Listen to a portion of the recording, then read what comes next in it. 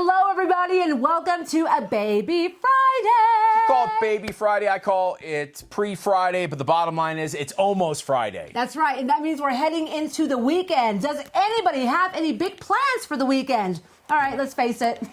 We don't. No worries, though. Warner Music is putting on a virtual music festival you might want to check out. Okay, so it includes 65 artists, and they're all pretty badass. We're talking Bruno Mars, Panic at the Disco, Cardi B, Green Day, Coldplay, The Flaming Lips, Korn, A Boogie with a Hoodie. So it all kicks off tomorrow, Friday, goes all weekend, from noon all the way till midnight. And all you guys have to do is go to playonfest.com. We're going there for sure. Hey, if you've been wearing gloves to the store, a microbiologist at the University of Arizona says they might actually do more harm than good. You're kidding. No, here's why. Listen. Gloves spread the virus. It might even be worse than bare hands. When you touch a contaminated surface with gloves and then touch something else, you can still spread the virus. Gloves can give you a false sense of security, so it's easy to let your guard down on washing your hands when you're using them. And most of us don't take gloves off correctly. And when you take them off wrong, you get the germs that were on the gloves all over yourself. Yeah, you don't want to be doing what this bozo did. No, not one bit.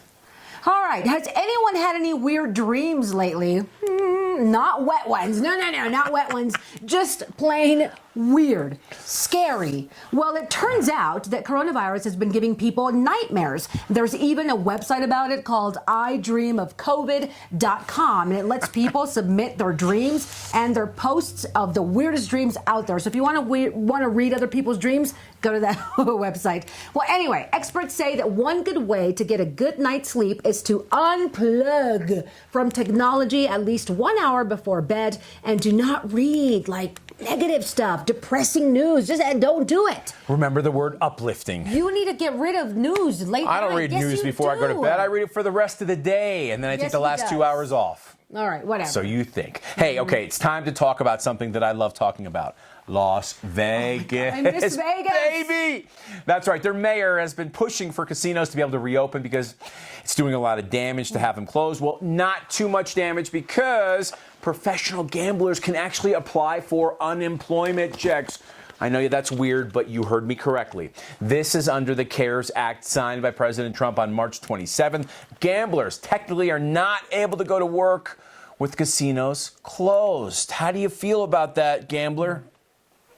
How's your hand? I'm going to side with them. I'm going to side with them because if the casinos are closed, they can't gamble. Right. And they're sitting at home, no job, and they probably have a full house to deal with. They may have a full house, but in my book, they don't have a full deck. Okay, whatever, Mike. Now, check this out. Here are some coronavirus quickies. All right, let's go. Dictionary.com has added a bunch of new definitions for words that have come out just in the past few months, including shelter in place, PPE, social distance, and the slang Rona, short for Corona. Okay, I got it. Also, I love this story because my dad used to take us when we were kids to the Lucha Libres. Mexican wrestlers, they've been making versions of their legendary Lucha Libre masks into protective face masks. Getting creative. Like creative, but also with the movement, like inspiring people to wear protective masks. Smart idea. I like it. Hey, a couple in Colombia met in a coronavirus shelter, then got married in a coronavirus shelter. But that's not the best part of the story. She is 39. He is 72.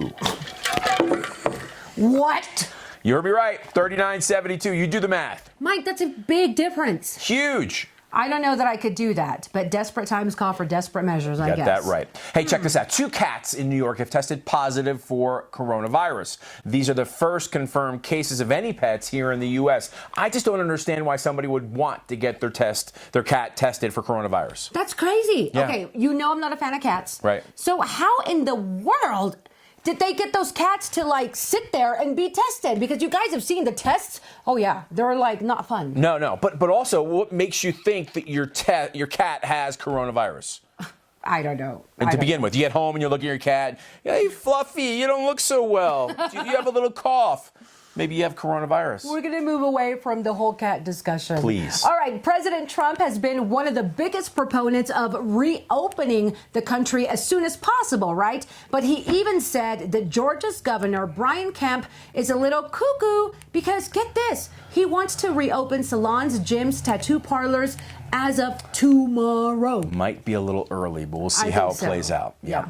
Hey, people are starting to book flights again, and flight prices are unfortunately right back up. After all, I guess being bailed out of the hole did not soften airlines' hearts one bit. So get ready to pay high dollars for flights, and that is a bummer. I'm not happy about that. No, not me, not one bit. All right, everybody. Well, this is kind of a big weekend because a lot of states are starting to reopen. You know, they're lifting the stay-at-home order, which means that a lot of people are going to now start to go out. You need a haircut, so I'm okay with you going to the salon. So as you guys do that, please remember to be safe. And I don't know about you, but we are still going to practice the whole social distancing thing and wear protective masks. Yep, wear masks, do the distance thing, and then also wash your hands a lot. That's right. Take care. See ya.